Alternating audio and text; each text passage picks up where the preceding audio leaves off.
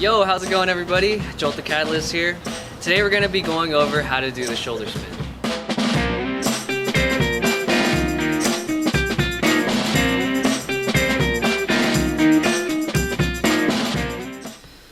I would recommend that you have strong head mills and a solid shoulder freeze before attempting this skill. If you've yet to practice these, check out our tutorials that go over how to do these moves step by step. To protect your shoulder when doing the shoulder spin, it's recommended to wear a cotton sweatshirt underneath a nylon windbreaker. This is because it'll help reduce friction and impact.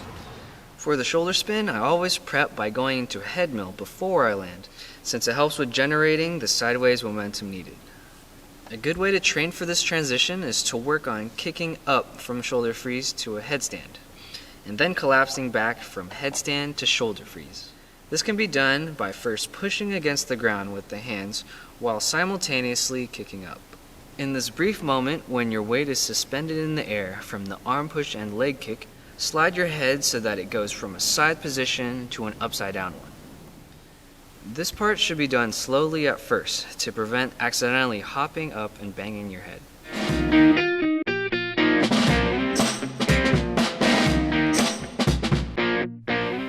At this point, you should be on your headstand. Then, slowly transfer your weight off of the headstand by tilting your hips to the side. This will allow gravity to pull your body downwards onto the shoulder freeze. Also, use your arms to make slight adjustments so that you land onto the shoulder freeze perfectly. The key to making the landing hurt less is to scrunch up your legs right at the moment of landing. The scrunch should start very gradually and then finally snap into position the moment your shoulder makes contact with the ground.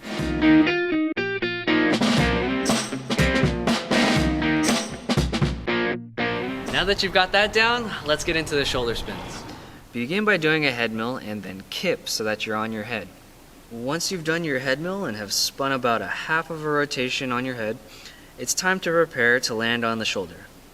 This part might seem scary, so just be prepared for the impact by training the steps that were explained earlier until you're confident with your shoulder freeze landing. When you collapse onto your shoulder freeze at full speed, focus on flexing the entire body so that you can more easily keep your center of balance. You can choose to leave your arms in the chicken wing position, or you can extend it out fully. Some people even grab the wrist of the same shoulder they're spinning on, which can be another way to achieve stability. This is based upon your own preference. Make sure you land on the top of the shoulder. It's important to land squarely on top at the apex of the collarbone's end. If you miss the landing, it may look like an awkward backspin, and that's not what we're going for. It's a bit uncomfortable at first, but it's also normal for your head to drag against the floor during your spin. It'll get smoother the more you repeat the move.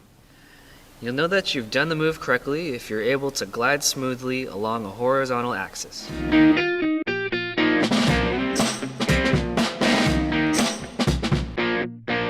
So there you have it, that's today's tutorial. If you found it helpful, please be sure to like, comment, and subscribe. Also be sure to follow us on Instagram. And as always, thanks for watching and tune in next time on JOLT TV.